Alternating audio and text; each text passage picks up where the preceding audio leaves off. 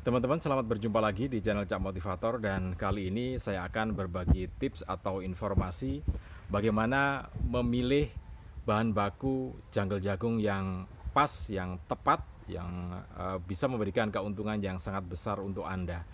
Ada beberapa pilihan yang bisa Anda perhatikan ya. Jadi jangan coba-coba memilih bahan yang nanti saya sampaikan, jangan dipilih karena kalau Anda memilih nanti bisa kemungkinan sangat besar kerugiannya.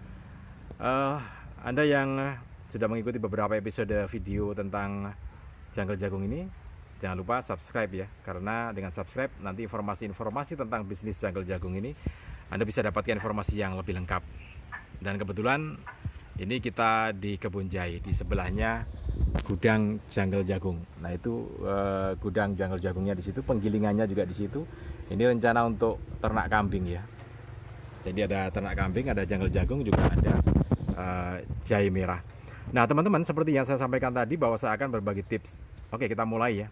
Simak sampai akhir, jangan sampai di skip, karena ini informasi sangat penting untuk Anda yang ingin berbisnis janggal jagung untuk ternak, pakan ternak ataupun untuk ekspor ya. Nah, bahan yang pertama, ini klasifikasi bahan janggal jagung ya.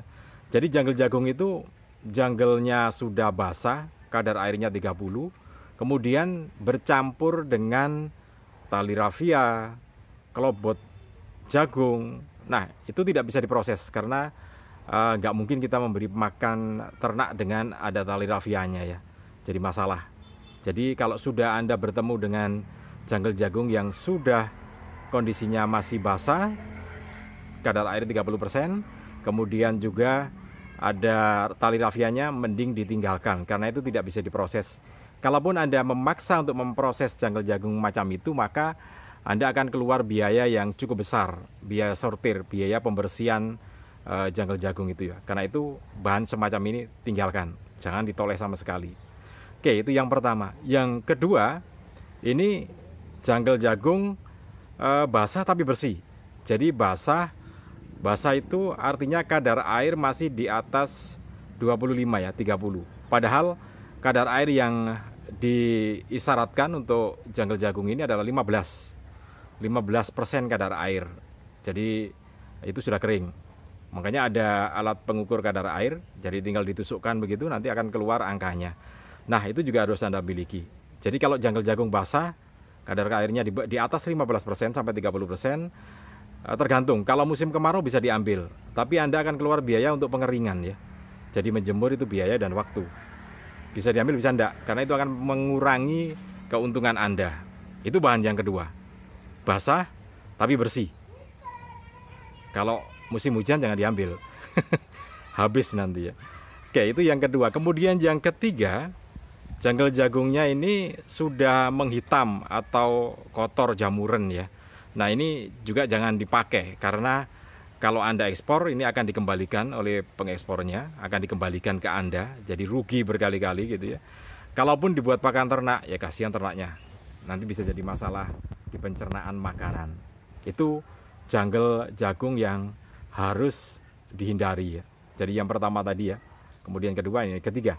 Nah, yang keempat, ini yang sangat menarik dan memberikan keuntungan yang cukup besar kalau Anda bertemu dengan janggal jagung yang kering dan bersih.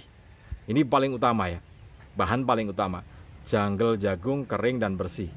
Pertanyaannya, apakah ada janggal jagung yang kering dan bersih di tempat tinggal kita? Nah, ini yang perlu diperhatikan oleh Anda. Di daerah Jawa Timur bagian barat ya, daerah Ngawi, itu masih ada orang yang panen jagung itu dengan cara tradisional. Jadi sebagian daunnya dipotong, dibuang, tinggal jagungnya, kemudian dibiarkan jagungnya mengering bersama dengan janggalnya di sawah gitu ya. Jadi menarik.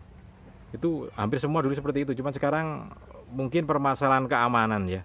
Jadi kalau dibiarkan begitu nanti ada pencuri ngambil malam hari habis. Nah, tapi ada di beberapa daerah yang masih semacam itu. Kalau Anda atau daerah Anda menemukan kondisi yang semacam itu sangat tepat sekali.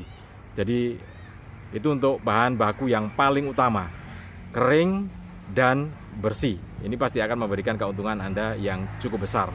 Jadi sekali lagi diingat-ingat, tipsnya adalah pemilihan janggal jagung yang harus Anda hindari adalah Jungle jagung yang kotor, basah kotor ya. Sudah basah kotor lagi, campur tali rafia, campur klobot, sudah minggir, tidak bisa dipakai ya. Keluar biaya cukup besar, rugi Anda, pasti rugi nanti.